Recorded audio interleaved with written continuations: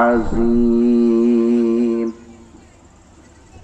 وقال تعالى في شان حبيبه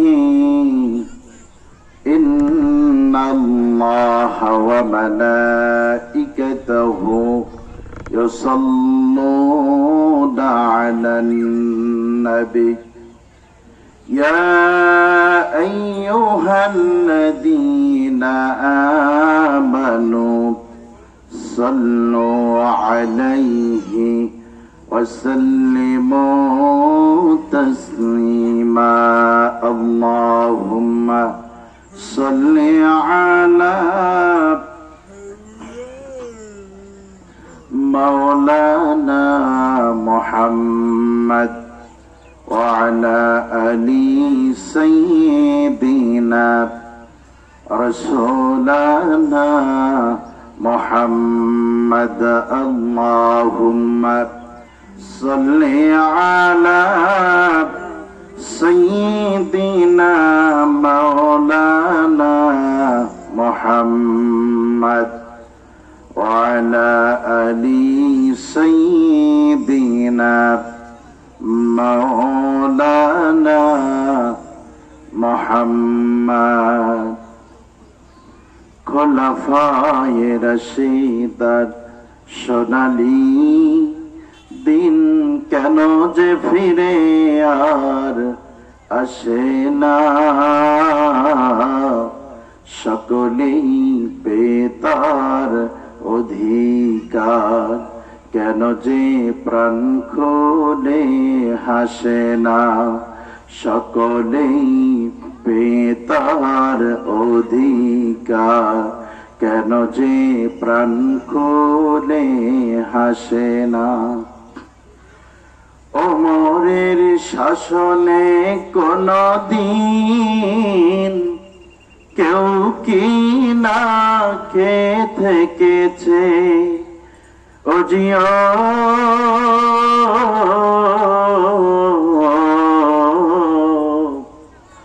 ওমরের শাসনে কোনদিন কেউ কি না কে থেকেছে, সেই ওমরের মতো কেউ ধরাতে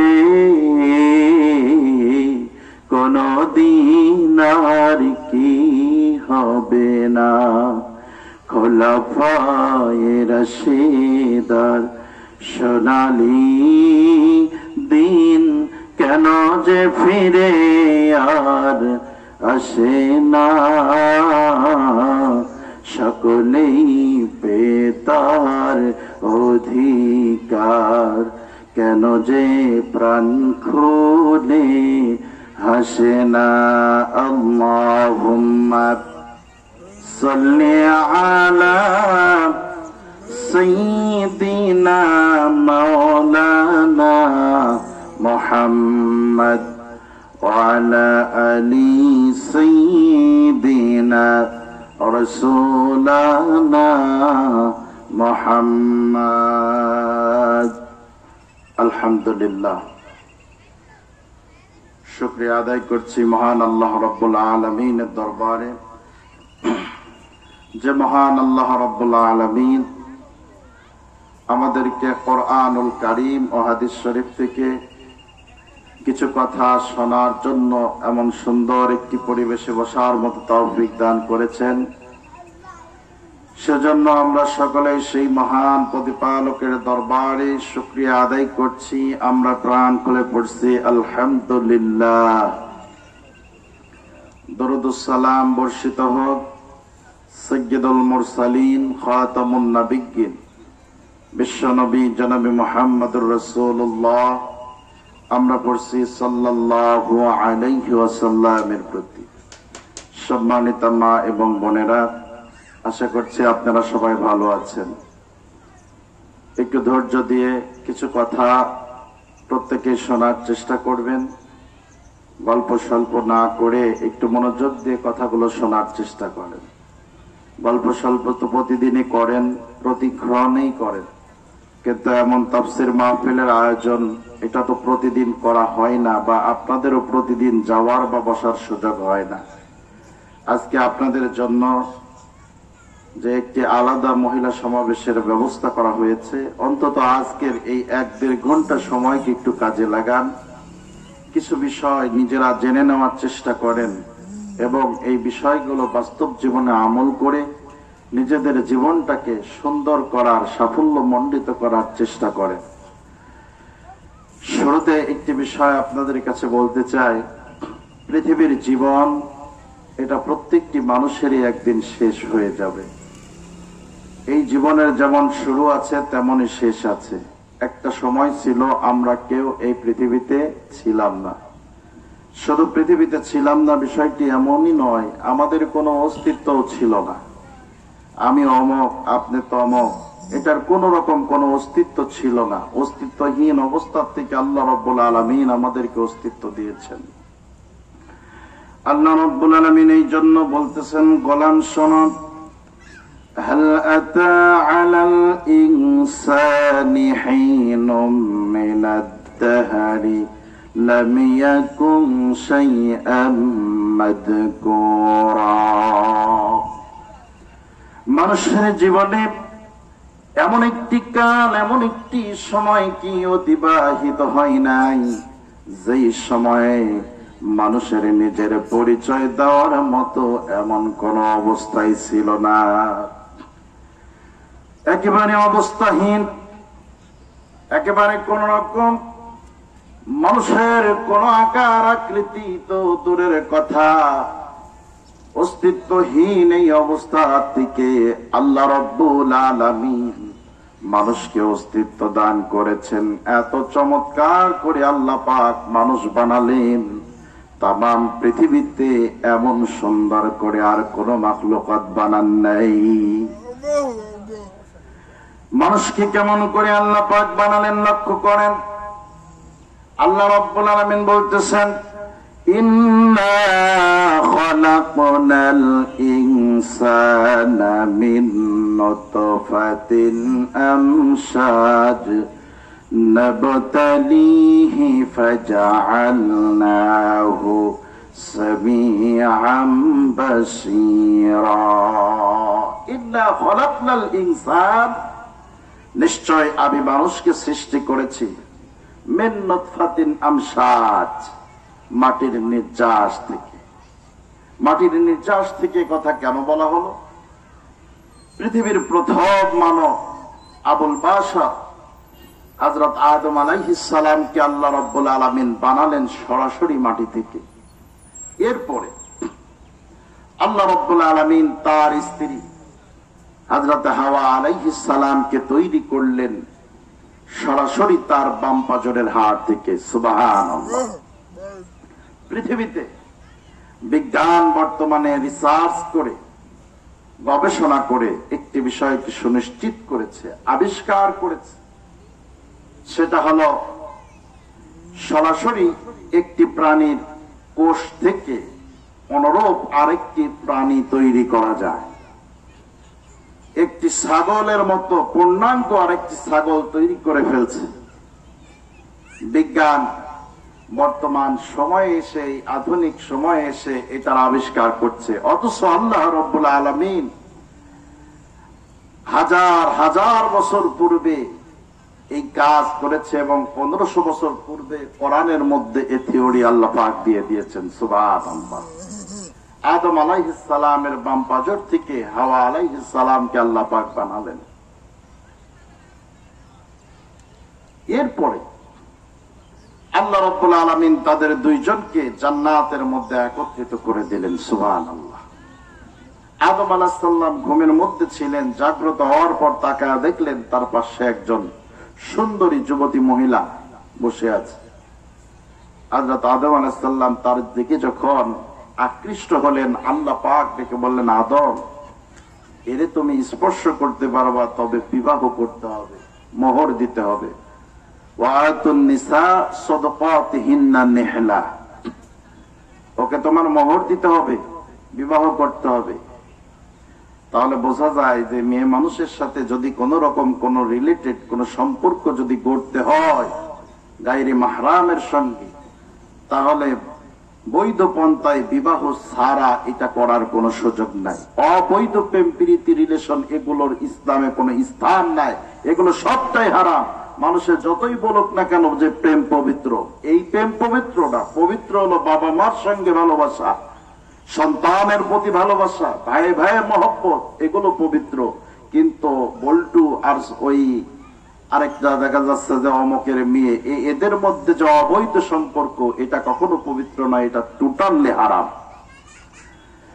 সম্মানিত মা বোনেরা আমার, আল্লাহ রাব্বুল আলামিন হযরত আদম আলাইহিস সালাম আর হাওয়া আলাইহিস সালামের মাধ্যম দিয়ে তাম পৃথিবীর মানুষের সামনে এমন উদাহরণ দৃষ্টান্ত রেখে দিয়েছেন।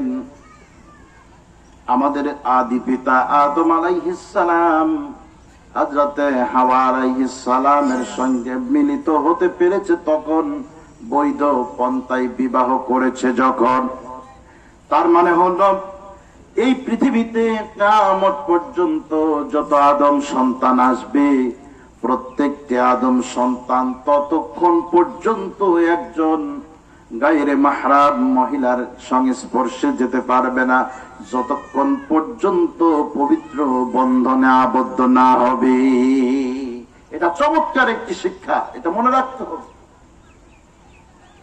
এরপরের 2 নাম্বার কথাটা হলো, আল্লাহ রাব্বুল আলামিন হযরত আদম কি ডেকে বললেন, ওয়া আদম উসকুন আনতা ওয়া যাওজুকাল জান্নাতা ওয়া কুলা মিনহা রাগাদান হাইতু শি'তুমা ওয়া লা তাকরাবা হাদিহিস শাজারাতা ফাতাকুনা মিনাদ জালিমিন।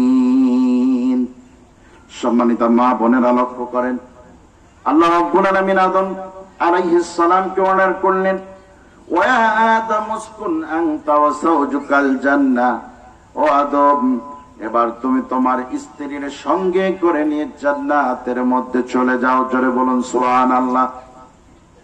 আদম আলাইহিস সালামের বাড়ি হলো জান্নাত, তিনি আমাদের পিতা, পিতার বাড়ি জান্নাত। আল্লাহ পাক আদমকে অর্ডার করলেন, আদম তোমার স্ত্রীর নিয়ে এবার তুমি তোমার বাড়িতে চলে যাও, শ্বশুর বাড়ি থাকার সুযোগ নাই। তার মানে ঘর জামাই থাকলে হবে না, বাবার বাড়ি যাও। কই যাবা?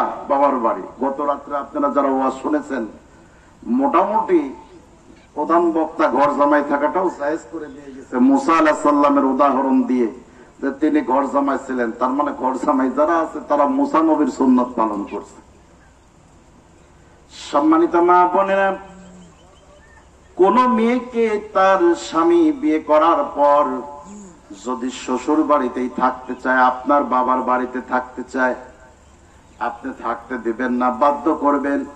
তোমার সঙ্গে আমার বিবাহ বন্ধন হয়ে গিয়েছে, এখন আমার বাবার বাড়ি নয়, বরং আমার অধিকার প্রতিষ্ঠিত হবে তোমার বাড়িতে।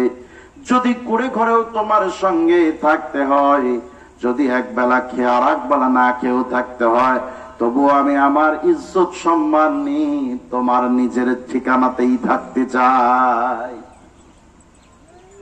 এইটা স্বামীকে বোঝানোর চেষ্টা করতে হবে, কারণ স্বামীর বাড়িটা প্রত্যেকটি মহিলার জন্য এমন একটি ঘর, আল্লাহ রাব্বুল আলামিন তাদের জন্য এমন স্থায়ী ঠিকানার ব্যবস্থা করে দিয়েছে। ভালো করে বোঝার চেষ্টা করেন, পৃথিবীতে যত পুরুষ মানুষ আছে তাদের স্থায়ী ঠিকানা হয় তার নিজের বাবার বাড়ি, কিন্তু যত কন্যা সন্তান আছে তাদের বাবার বাড়ি স্থায়ী ঠিকানা নয়, বরং স্থায়ী ঠিকানা হয় স্বামীর বাড়ি। এর কারণটা হলো 18 বছর বা 20 বছর পর্যন্ত মেয়েটা তার বাবার বাড়িতে হয়তো থাকতে পারবে, এরপরে আর থাকার কোনো সুযোগ নাই, স্বামীর বাড়ি যাওয়া লাগবে।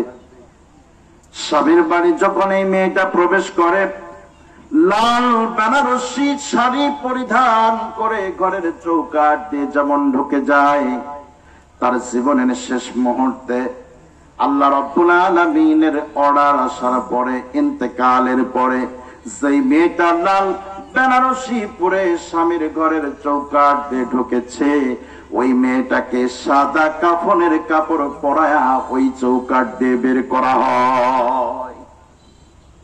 লাশটাকে পর্যন্ত বাবার এলাকায় দাফন করা হয় না, তার লাশটাকেও দাফন করা হয় তার স্বামীর এলাকায়, স্বামীর এরিয়ার মধ্যে, স্বামীর অঞ্চলের মধ্যে। আমার সম্মানিত মা বোনেরা, এজন্য মেয়েদের আসল ঠিকানা, স্থায়ী ঠিকানা বাবার বাড়ি নয়, বরং প্রত্যেকটি মহিলার স্থায়ী ঠিকানা হলো তার স্বামীর বাড়ি। কথা বলেন ঠিক কিনা? এই জন্য আল্লাহ রাব্বুল আলামিন হযরত আদম আলাইহিস সালাম আর হযরত হাওয়া আলাইহিস সালামের মাধ্যম দিয়ে আল্লাহ পাক শিক্ষা দিলেন। আল্লাহ পাক বিবাহ বন্ধনে আবদ্ধ করে দেওয়ার পর হযরত আদমকে প্রথম যে আদেশ করলেন সেটা হলো, ওয়া আদামুসকুন আনতা ওয়া যাওজুকাল জান্নাহ, ও আদম তুমি যেই জান্নাতের বাসিন্দা, তোমার স্ত্রী নিয়ে এবার সেই জান্নাতে থাকো। এর পরের দিকে, আয়াতের পরের শব্দের দিকে লক্ষ্য করেন। আজকে তামাম পৃথিবীতে পুরুষ আর নারীর অধিকার সমান করার বিষয় নিয়ে কত ষড়যন্ত্র, কত চক্রান্ত চলছে। কত নারী প্রগতিশীল, কত সংস্থার নাম দিয়ে নারী অধিকার, কত সংস্থার নাম দিয়ে নারীর অধিকার প্রতিষ্ঠিত করতে চায়, সম অধিকার প্রতিষ্ঠিত করতে চায়। আপনারা বলেন তো দেখি, তামাম পৃথিবীতে হাজারো চেষ্টা করলে কোনদিন পুরুষ আর নারী কি সমান হতে পারবে নাকি? এগুলো সব ধান্দাবাজি ছাড়া আর কিচ্ছু না। কারণ এই পৃথিবীতে পুরুষ আর নারী কখনো সমান হতে পারে না। একজন নারী যেমন বাচ্চা প্রসব করে, একজন নারী যেমন বাচ্চা জন্ম দেয়, একজন পুরুষ 1000 বছর চেষ্টা করলেও সেটা করা সম্ভব নয়। একটা সন্তান জন্ম দেওয়ার, গর্ভধারণ করার যেই যন্ত্রণা, যেই কষ্ট, এটা দুনিয়ার নারী জাতি ছাড়া আর কেউ জানে না। একটা পুরুষ মানুষ হাজারো চেষ্টা করলে কোনোদিন ওই কষ্ট, ওই যন্ত্রণার সমপরিমাণ কোন বিষয় কোনদিন প্রমাণ করা সম্ভব নয়। সম্মানিত মা বোনেরা আমার, আল্লাহ রাব্বুল আলামিন আপনাদের মর্যাদাগুলো কি কেমন করে বৃদ্ধি করে দিয়েছে দেখেন। আল্লাহ পাক যেই মর্যাদা দিয়েছে, এই মর্যাদার বাহিরে গিয়ে নতুন করে আর কোনো মর্যাদা প্রতিষ্ঠা করার কোনো প্রয়োজন নাই। লক্ষ্য করেন, হযরত আদম আলাইহিস সালাম কি আল্লাহ রাব্বুল আলামিন এবার ডেকে বললেন, ও আদম, ওয়াকুলা মিনহা রাগাদান হাইতু শি'তুমা ওয়ালা তাকরাবা হাদিহিশ শাজারাতা ফাতাকুনা মিনাজ জালিমিন। আল্লাহ পাক বললেন, ওয়াকুলা মিনহা রাগাদা। এখানে শব্দটা হলো ওয়াকুলা, এটা হলো তাসনিয়ার সিগা, দ্বিবচন। অর্থাৎ আল্লাহ পাক নারী আর পুরুষের অধিকারকে কেন সমান করে দিলেন। সেই অধিকার কোনটা? সেই অধিকারটা হলো স্বামী যা খাবে স্ত্রীকে সেই খাবার খাওয়াইতে হবে। স্বামী যেমন উন্নত মানের পোশাক পরিধান করবে, স্ত্রীকে ওই মানেরই পোশাক দিতে হবে। স্বামী যেমন উন্নত জীবন যাপন করবে, স্ত্রীর জীবন যাপনের মানটাও অমন উন্নত করে দিতে হবে। যদি কোন স্বামী এখানে ইনসাফ করতে না পারে, কিয়ামতের দিন আল্লাহর আদালতে এই স্বামী আসামি হিসেবে দাঁড়ানো লাগবে। এইটা হলো আল্লাহর দেওয়া অধিকার। আর বর্তমানে প্রগতিশীল নারীবাদীরা তারা যে অধিকার দিতে চাচ্ছে, আসলে এটা অধিকার নয়, বরং নারী অধিকারের নামে নারীকে রাস্তায় নামানোর পায়তারা চলতেছে। বর্তমান সমাজ ব্যবস্থায় এই জিনিসগুলো খুব বেশি দেখা যাচ্ছে। আজ থেকে 2, 4, 5 বছর আগেও দেখেছি মহিলারা কোন মোটর সাইকেলের পিছনে যদি চড়তো তাহলে তারা এক পাশে 2টা পা রেখে বসতো। বর্তমান পুরুষের সঙ্গে কম্পেয়ার করতে গিয়ে এখন দেখা যায় মহিলারাও 2 পাশে পা দিয়ে বসা আরম্ভ করেছে। একটা সময় দেখা যেত পুরুষরা জিন্স প্যান্ট পরিধান করত, বর্তমানে পুরুষের সঙ্গে সম অধিকার করতে গিয়ে নারীদের মাথার মধ্যে কিছু বাম নাস্তিকরা এমন চিন্তা ঢুকা দিয়েছে, এখন দেখা যাচ্ছে পুরুষদের মতোই অনুরূপ নারীরাও জিন্স প্যান্ট পরিধান করা আরম্ভ করেছে। একটা সময় দেখা যেত পুরুষরা শুধুমাত্র টি শার্ট ব্যবহার করত, গেঞ্জি ব্যবহার করত, এখন দেখা যাচ্ছে নারীরাও এটা অহরহ করতেছে। এক সময় দেখা যেত পুরুষরা পাঞ্জাবি পরিধান করার পর গলার উপর দিয়ে চিকন করে একটা ওড়নার মতো ঝুলায়া দিত, বিবাহ করতে গেলে ঘাড়ের এক পাশে রেখে দিত। বর্তমানে দেখা যাচ্ছে নারীরা এমন শিক্ষা গ্রহণ করেছে, পুরুষের স্টাইল নিতে গিয়ে নিজেদের লজ্জাস্থানগুলো আবৃত করে রাখার সেই ওড়নাটা এখন রশির মতো করে গলার সঙ্গে পেঁচা ঝুলা দেয়। সম্মানিত মা বোনেরা, আল্লাহ রাব্বুল আলামিন পর্দা রক্ষা করে চলার জন্য আপনাকে আদেশ করেছে, অথচ আপনি সেই আদেশকে অমান্য করে এইভাবে চলতেছেন। আপনি কি মনে করেন আপনার জীবন জিন্দেগি এভাবেই চলবে? আপনার কি মরা লাগবে না? এই পৃথিবীতে একটা সময় আপনার যেমন কোন অস্তিত্ব ছিল না, আবার এমন একদিন আসবে এই পৃথিবী থেকে আপনার অস্তিত্ব বিলীন হয়ে যাবে।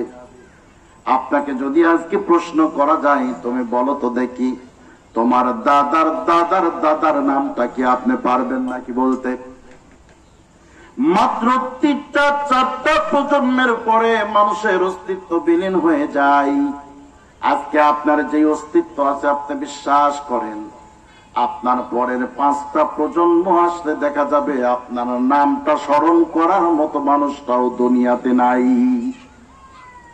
সুতরাং যেই রব আপনাকে পাঠিয়েছেন ওই আল্লাহর কাছে ফিরে যাওয়াই লাগবে, এটা আপনার মনে রাখা দরকার। সুতরাং আল্লাহর কাছে যদি যেতে হয়, আল্লাহর সামনে যদি দাঁড়ানোই লাগে, তাহলে পারে আল্লাহ রাব্বুল আলামিনের দেওয়া আদেশগুলো পালন না করে গেলে কিন্তু বাঁচার কোনো উপায় নাই। আল্লাহ রাব্বুল আলামিন এই জন্য মানুষকে বারবার স্মরণ করিয়ে দেয়। আমরা যখন কোন লাশকে কবরের মধ্যে দাফন করি তখন আমরা পড়ি মিনহা খালাকনাকুম ওয়া ফিহা নুঈদুকুম ওয়া মিনহা নুখরিজুকুম তারাতান উখরা। এটা শুধু মাটি দেওয়ার দোয়া নয়, বরং আল্লাহ রাব্বুল আলামিন শিখাচ্ছে, গোলাম রে ভালো করে বোঝার চেষ্টা কর, দুনিয়াতে তোরে পাঠিয়েছি তার মানে এমনটা নয় চিরকাল তুই দুনিয়াতেই থেকে যাবি। মিনহা খালাকনাকুম, এই মাটি থেকে তোরে যেমন বানিয়েছি, ওয়া ফিহা নুঈদুকুম, আবার এমন একদিন আসবে এই মাটির মধ্যে তোরে দাফন করা হবে। ওয়া মিনহা নুখরিজুকুম তারাতান উখরা, ও গোলাম আবার এমন একদিন আসবে এই মাটি থেকে তোমারে উঠানো হবে, সেদিন কিন্তু আমার সামনে দাঁড়ানো লাগবে। আর আল্লাহর সামনে যেদিন দাঁড়ানো লাগবে সেই দিনের অবস্থা কেমন হবে? কিয়ামতের ওই দিনের বর্ণনা বিশ্ব নবী সাহাবীদের সামনে করতেছেন। রাসূলুল্লাহ ডেকে বললেন, সাহাবীরা রে, কিয়ামতের দিনটা এমন হবে 50,000 বছরের সমান, 50,000 সানা, একটা দিন হবে দুনিয়ার 50,000 বছরের সমান। মানুষের মাথার আঘাত উপরে সূর্যকে দাঁড় করিয়ে দেওয়া হবে, সূর্যের একটা মুখ নয় 12টি মুখ করে দেওয়া হবে। আর আল্লাহ রাব্বুল আলামিন অর্ডার করবে, ওরে সূর্য, তোর মধ্যে যত পাওয়ার আছে, ক্ষমতা আছে, নাফরমানদের মাথার উপরে প্রয়োগ কর। সূর্যের উত্তাপ ছড়িয়ে পড়বে, কাফের বেঈমানদের মাথার তালুগুলো টাস টাস করে ফেটে যাবে, মগজগুলো টকবক করে ফুটতে থাকবে। এই মগজগুলো নাক দিয়ে আর মুখ দিয়ে গলে গলে সেদিন জমিনের মধ্যে পড়বে। কি কঠিন এক অবস্থার সৃষ্টি হবে। রাসূলুল্লাহ বললেন, সাহাবীরা শোনো, ওই কিয়ামতের ময়দানে হযরত ইসরাফিল আলাইহিস সালাম সিংহায় 3 নাম্বার ফুৎকারটা যখন দিবে, কিয়ামতের ময়দান আসর কায়েম হয়ে যাবে। প্রত্যেকটা কবর চিরে মানুষগুলো সেইভাবে বের হবে। দুবলা ঘাস বৃষ্টির পানি পড়ার পর জমিন পড়ে যেমন করে বের হয়, প্রত্যেকটা কবর থেকে প্রত্যেকটি কবরে রাখা ওই মাইয়াতগুলো জীবনে এইভাবে বেরিয়ে পড়বে। কারো দেহে পোশাক নাই, কারো পায়ে জুতা নাই, কারো মাথায় কোনো কিচ্ছু নাই। দুনিয়াতে যেমন উলঙ্গ অবস্থায় মানুষ এসেছে, কিয়ামতের ময়দানে এমন উলঙ্গ অবস্থায় মানুষ দৌড় আরম্ভ করবে। রাসূলুল্লাহ এই বক্তব্য দিচ্ছিলেন, হুজরার মাঝখান থেকে হযরত আয়েশা সিদ্দিকা রাদিয়াল্লাহু তাআলা আনহা তিনি এই বক্তব্য শুনে ফেললেন। রাসূল যখন মসজিদে নববী থেকে হুজরায় প্রবেশ করলেন, হযরত আয়েশা ডেকে বললেন, নবীজি, আপনি বলতেছিলেন কিয়ামতের ময়দানে নাকি প্রত্যেকটি মানুষ উলঙ্গ অবস্থায় উঠবে।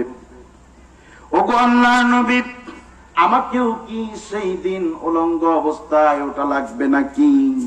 রাসূল বললেন, আয়েশা, প্রত্যেকের জন্য যেই বিধান, তোমার জন্য একই বিধান। হযরত আয়েশা কান্না করে দিয়েছেন, চোখের পানি ছেড়ে দিয়ে বললেন, নবীজি, দুনিয়াতে আমি আয়েশা মোটা না চিকন, এই দেহের গঠনের মাপটা পর্যন্ত দুনিয়ার কেউ দেখতে পারে নাই, জানতে পারে নাই। আর ওই কিয়ামতের ময়দানে যদি উলঙ্গ অবস্থায় আমাকে উঠতে হয়, মানুষে তো আমার ইজ্জত সম্মান দেখে ফেলবে, আমার কি লজ্জা হবে না? রাসূল কাঁদতেছেন আর ডেকে বললেন, আয়েশা রে, কিয়ামতের দিনের ভয়াবহতা এমন কঠিন হবে, মানুষগুলো শুধু আসমানের দিকে তাকা, ইয়া নাফসি করতে করতে দৌড় আরম্ভ করবে। আয়েশা রে, কার পায়ে জুতা নাই, কার দেহে জামা কাপড় নাই, এইটা তাকা দেখার অনুভূতিটুকুনো মানুষের থাকবে না। সম্মানিত মা বোনেরা আমার, ভালো করে বোঝার চেষ্টা করেন, দুনিয়ার জীবনটাই কিন্তু শেষ নয়। এই জীবন শেষ হবে, আল্লাহর সামনে ওঠা লাগবে।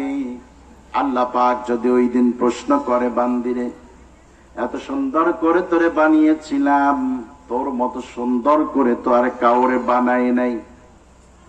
আল্লাহ রাব্বুল আলামিন বলেন, লাকাদ খালাকনাল ইনসানা ফি আহসানি তাকওয়িম।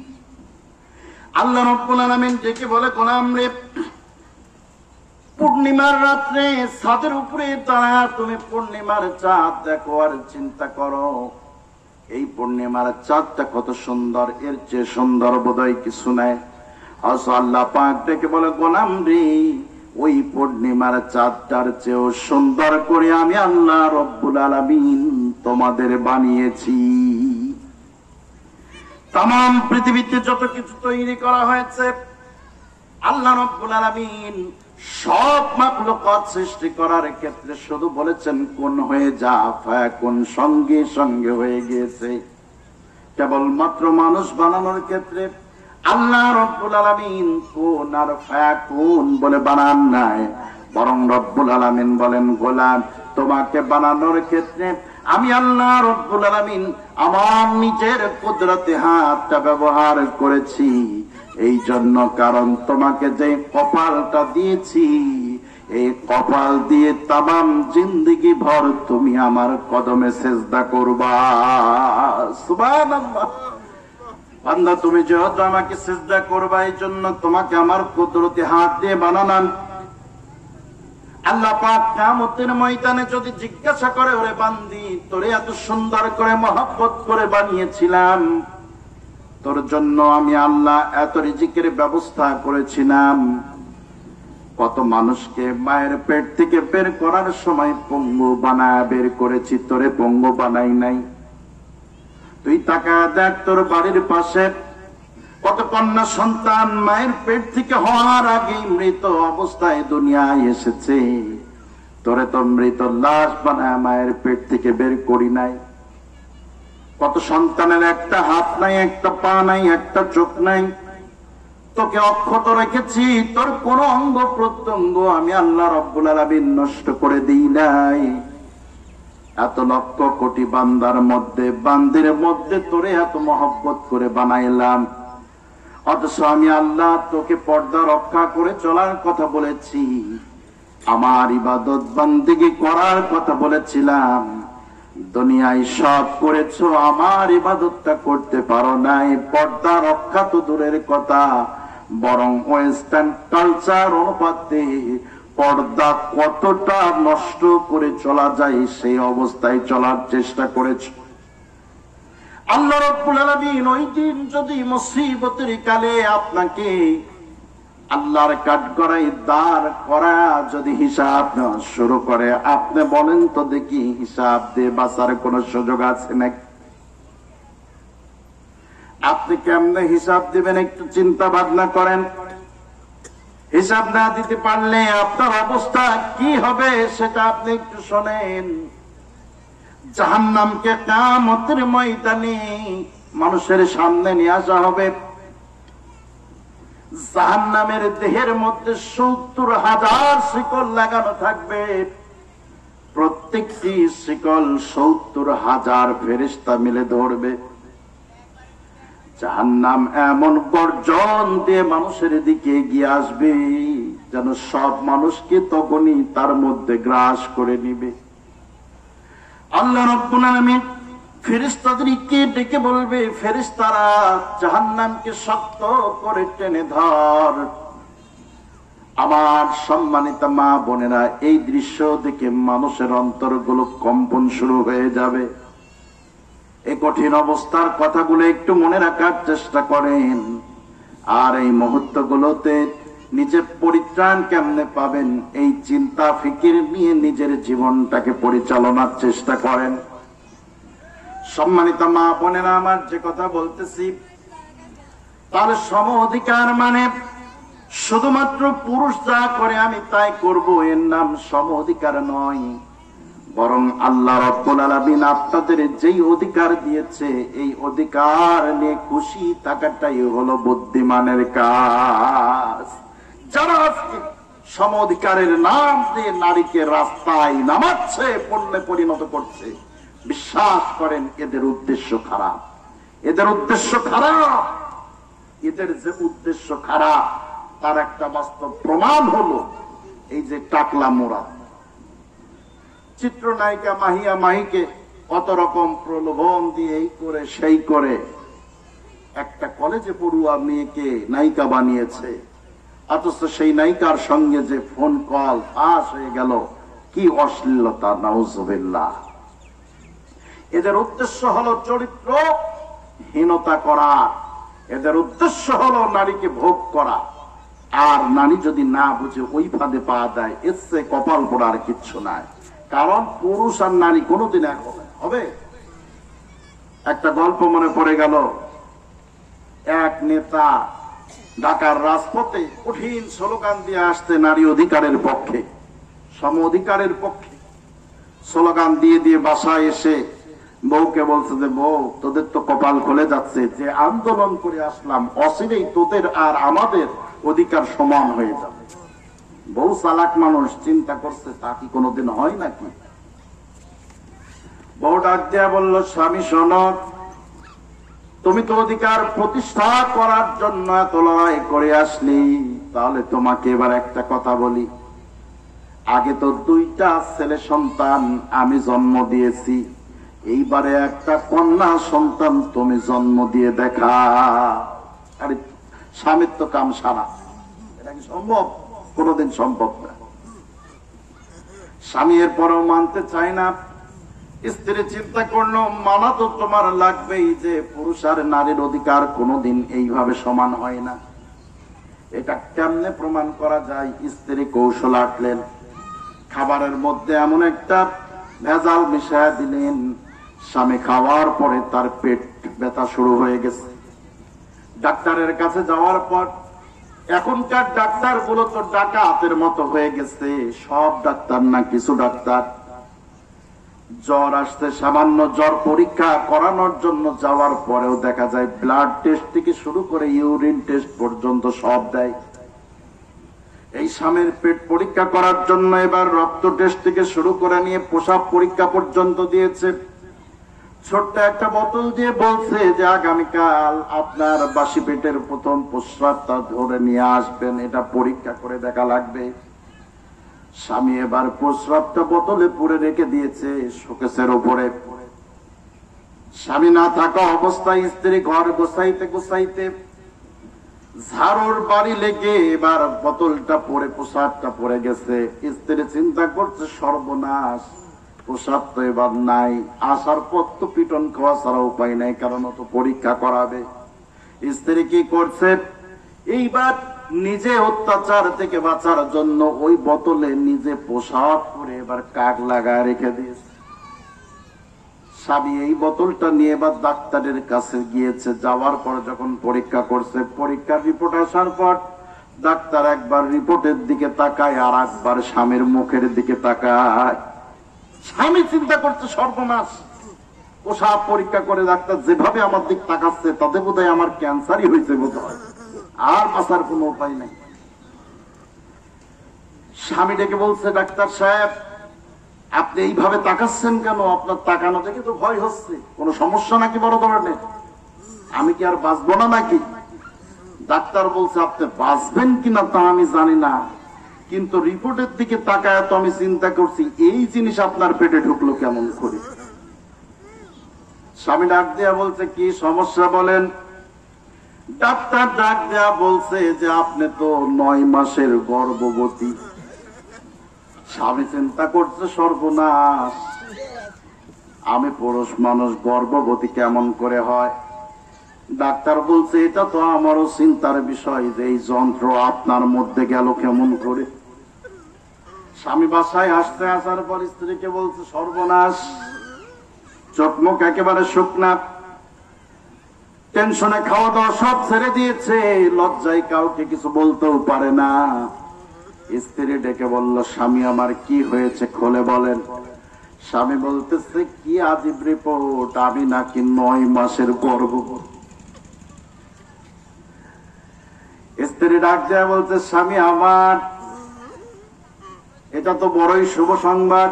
আপনি যেহেতু সম অধিকার প্রতিষ্ঠার কাজ করছেন, আগের 2টা আমি জন্ম দিয়েছি, এবার আপনি দিবেন, এ তো বড়ই খুশির সংবাদ।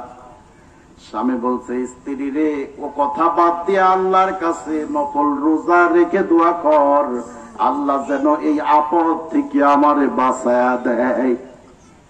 স্ত্রী ডেকে বলছে, স্বামী আমার চিন্তার কারণ নাই, ঘটনা এইটা না, ঘটনা ওইটা, প্রসাব আপনারটা না আমারটা পরীক্ষা হয়েছে, এই হলো তার মূল বর্ণনা। আমি এইটা করে এটা প্রমাণ করতে চেয়েছি স্বামী আর স্ত্রীর অধিকার কোনোদিন সমান হয় না। আপনি 9 মাসের গর্ভের কথা শুনে এত বিচলিত, অথচ আমি 2টা জন্ম দিয়েছি কত কষ্ট করে, আপনি কি জানেন? রাসূল বলেছেন, উম্মাত শোনো, একজন মানুষ মারা গেলে মৃত্যুর যেই যন্ত্রণা হয়, একজন গর্ভবতী মহিলার প্রসব যন্ত্রণা তার চেয়েও অনেক গুণ বেশি। সম্মানিত মা বোনেরা, যে কথা বোঝানোর জন্য এতগুলো কথা বলতেছি, নারী আর পুরুষের অধিকার কোনোদিন সমান হয় না। পুরুষের মতো পোশাক পরলেই নারী কোনোদিন পুরুষ হয়ে যায় না, পুরুষের মতো চলাফেরা করলেই নারী কোনোদিন পুরুষ হয় না, পুরুষের মতো আচার আচরণ করলেই নারী কোনোদিন পুরুষ হয় না। কিয়ামত পর্যন্ত পুরুষ পুরুষ থাকবে, নারী নারী থাকবে। নারীর কষ্ট পুরুষ কোনোদিন সহ্য করতে পারবে না, আর পুরুষের দায়িত্ব নারী কোনোদিন পালন করতে পারবে না। এজন্য আপনাদের কাছে বলবো, শুধুমাত্র এই ওয়েস্টার্ন কালচারকে ফলো করতে গিয়ে নিজের জীবনটা, নিজের আমলগুলো বরবাদ করবেন না। সেই আল্লাহ রাব্বুল আলামিন আপনাকে বানিয়েছেন, ওই আল্লাহ যেই বিধানগুলো আপনার জন্য দিয়েছে ওইগুলো মেনে চলার চেষ্টা করেন। আপনি মনে রাখেন, এটার মধ্যেই কল্যাণ, এটার মধ্যেই সফলতা। সম্মানিত মা বোনেরা আমার, খুব মনোযোগ দিয়ে শোনার চেষ্টা করেন। এই পৃথিবীতে চিরদিন যেহেতু থাকতেই পারবেন না, কেউ থাকতে পারে না, চলে যেহেতু যাওয়াই লাগবে, সুতরাং ওই আল্লাহর বিধানগুলো অন্তত মেনে দুনিয়া থেকে যান। দুনিয়ার মানুষও আপনার জন্য দোয়া করবে, আসমানের ফেরেশতারাও দোয়া করবে, আল্লাহ রাব্বুল আলামিনও আপনার প্রতি খুশি হয়ে যাবে। প্রকৃত বুদ্ধিমতী তো ওই মহিলা যে তার দুনিয়ার জীবনের চেয়ে আখিরাতের জীবনকে বেশি প্রাধান্য দেয়। কারণ আপনি যতই চেষ্টা করেন, এ পৃথিবীতে হয়তো সর্বোচ্চ 100 বছর বাঁচবেন, এর বেশি বাঁচার কোনো সুযোগ নেই। যেই মেয়েটা নিজেকে পর্দার মধ্যে আবৃত রাখে, যেই মেয়েটা কোরআন হাদিস মোতাবেক জীবন পরিচালনা করে, এই মেয়েটাও 100 বছর পরে দুনিয়া থেকে চলে যাবে। আর আপনি দুনিয়াবি স্টাইলে যদি জীবন পরিচালনা করেন, আপনিও চিরদিন থাকতে পারবেন না, 100 বছর পর আপনাকেও চলে যেতে হবে। কিন্তু পরকালীন জিন্দেগিতে যেই মেয়েটা দুনিয়াতে সফলভাবে ইসলাম মেনে চলেছে, এই মেয়েটা সফল হবে, আর আপনি চূড়ান্ত ব্যর্থ হয়ে যাবেন। অনন্তকালের জিন্দেগিতে ব্যর্থ হওয়াটা ভালো না দুনিয়াতে একটু কষ্ট করে অনন্তকালে সফল হওয়াটাই ভালো? এটা আপনাকে বুঝতে হবে। এই বুঝতে আল্লাহ রাব্বুল আলামিন আমাদের প্রত্যেকের মধ্যে দিয়ে দিন। আমরা পড়ছি আল্লাহুম্মা আমিন। আমি আপনাদের সামনে মহাগ্রন্থ আল কোরআনুল কারীমের সূরাতুল লুকমানের 13 নম্বর আয়াতে কারিমা তেলাওয়াত করেছি। এখান থেকে কিছু কথা আপনাদেরকে শোনাতে চাই। আল্লাহ পাক সহজে কথাগুলো আপনাদেরকে বোঝানোর তৌফিক দিন। আমরা পড়ছি আল্লাহুম্মা আমিন। আল্লাহ রাব্বুল আলামিন এখানে একটি গুরুত্বপূর্ণ বিষয় আলোচনা করেছেন। আমাদের সমাজের সন্তানগুলো নষ্ট হয়ে যাচ্ছে। একজন মা কত আদর করে, কত স্নেহ, কত ভালোবাসা দিয়ে তার সন্তানকে লালন পালন করে, বড় করে, অথচ এই সন্তান একটা সময় গিয়ে এই বাবা মার বুকের উপরে লাথি দেয়, বাবা মার থেকে বিচ্ছিন্ন হয়ে যায়, পৃথক হয়ে যায়, বাবা মাকে কষ্ট দেয়।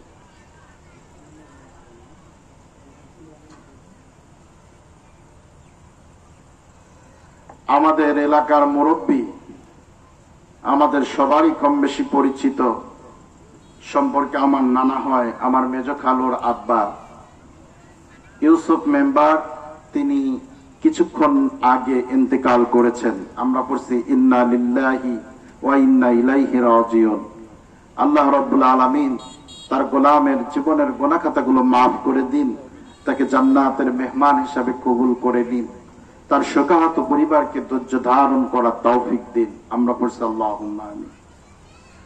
সম্মানিত মা বোনেরা, যে কথা বলতেছি একটু মনোযোগ দেন। সন্তানকে আপনি জন্ম দিলেন, এত আদর স্নেহ ভালোবাসা দিয়ে বড় করলেন, কত কষ্ট। কনকনে শীতের রাত্রে সন্তান প্রসব করে বিছনা ভিজিয়ে দিয়েছে, ভিজা বিছনার উপরে আপনি আপনার সন্তানকে রাখেন না, আপনি নিজে ভেজা জায়গায় সন্তানকে বুকের উপরে রেখে ঘুম পাড়ায়া দেন। এত আদরে, এত স্নেহে, এত ভালোবাসার সন্তান বড় হওয়ার পর আপনার সঙ্গে খারাপ ব্যবহার করে, আপনারে গালি দেয়, আপনারে পিটায়, আপনারে বিচ্ছেদ করে দেয়, ভিন্ন করে দেয়।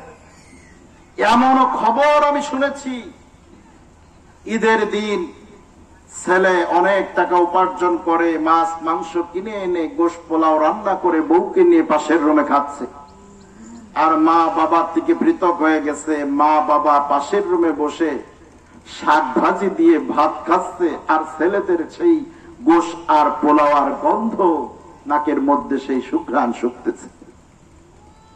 বাবা মার চোখ দিয়ে পানি পড়ে যাচ্ছে।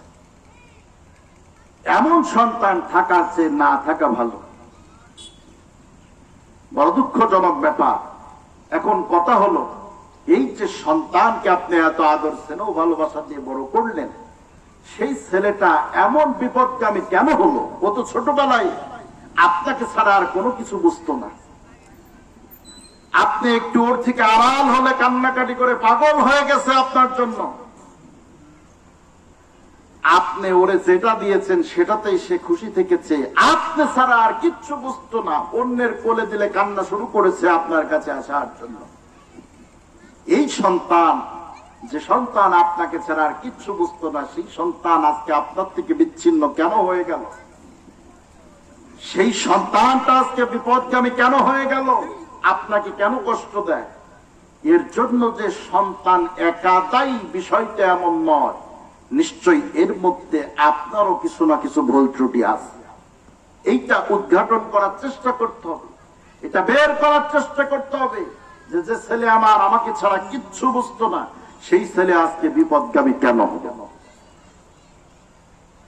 এই বিষয়গুলোকে মাথায় রেখে আমাদেরকে কিছু কাজ করতে হবে। যে কাজগুলো হযরত লুকমান হাকিম করেছিলেন, যার কারণে তার সন্তান বিপদগামী হন নাই। আল্লাহ রাব্বুল আলামিনের কাছে এত বেশি পছন্দনীয় হয়েছিল সেই কাজগুলো। আল্লাহ পাক সেই কাজগুলো কোরআনের মধ্যে কোট করে জানিয়েছে যে কোন বাবা মা যদি লুকমান হাকিমের মতো সন্তানকে এই উপদেশগুলো দিতে পারে, এই কাজগুলো যদি করতে পারে, এই পথে যদি পরিচালিত করতে পারে, এই সন্তানগুলো বিপদগামী হবে না ইনশাআল্লাহ।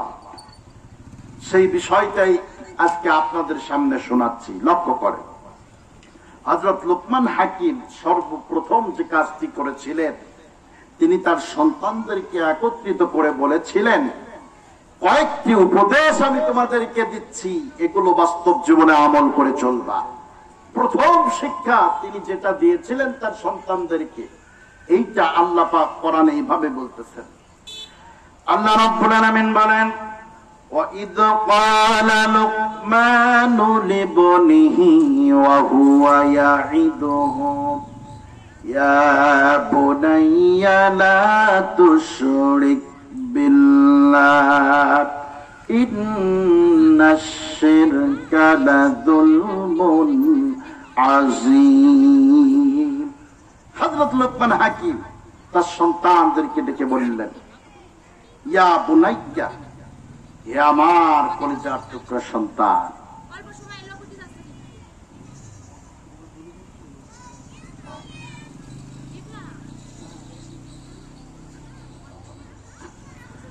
লুকমান হাকিম তার সন্তানদেরকে প্রথম শিক্ষা দিলেন, ও আমার কলিজার সন্তান, লা তুশরিক বিল্লাহ, তোমরা যেন আল্লাহর সঙ্গে অংশীদার সাব্যস্ত করো না।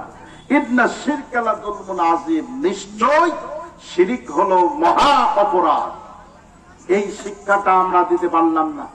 আমরা ছেলেকে আজকে ইংলিশ মিডিয়ামে পড়াই, স্কুলে পড়াই, নামি দামি প্রতিষ্ঠানে পড়াই, কিন্তু আল্লাহর সাথে শিরিক করা যাবে না, আল্লাহকে মানতে হবে, আল্লাহর ইবাদত করতে হবে, এই শিক্ষাটা আমরা দিতে পারলাম না।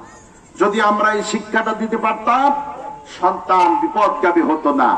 সন্তানকে অন্তত এই আল্লাহমুখী শিক্ষাটা ছোটবেলাতেই প্রত্যেকটি বাবা মার দেওয়াটা উচিত।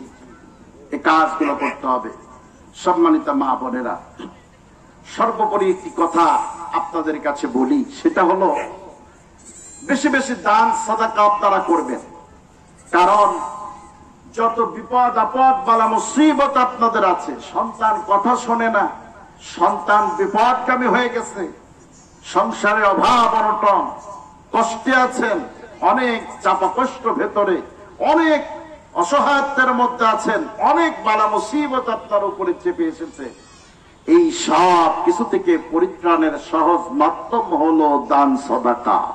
রাসূল বলেছেন, দান মানুষের থেকে বিপদ আপদ বালা মুসিবতকে দূর করে দেয়। সুবহানাল্লাহ। এজন্য একটু বেশি বেশি দানও করার চেষ্টা করতে হবে। যে বিপদের মধ্যে আছেন ওই বিপদের কথা স্মরণ করে ওই বিপদ থেকে পরিত্রাণ পাওয়ার জন্য দান সাদাকা করে আল্লাহর কাছে সাহায্য চাইতে হবে। সম্মানিত মা বোনেরা আমার, আমি আপনাদের কাছে আর আলোচনা দীর্ঘায়িত করতে চাচ্ছি না। 12টা বেজে গেছে, অনেকে গিয়ে রান্না বান্না করবেন। তারপরেও যেহেতু এলাকায় একজন মুরব্বী মারা গিয়েছে, সুতরাং দীর্ঘায়িত করছি না, শেষ করতে চাচ্ছি। শুধুমাত্র আপনাদের কাছে এটুকু বলতে চাই, আজকের মাহফিলটা একটি মসজিদের উন্নয়ন কল্পে মাহফিল। আপনারা জানেন এলাকার লোকজন সেই মসজিদে সিজদা দেয়, নামাজ পড়ে। হয়তো আপনার সন্তানটাও নামাজ পড়ে, অনেকে সন্তান পড়ে না। আপনার সন্তানটা যেন মসজিদমুখী হয়ে যায়,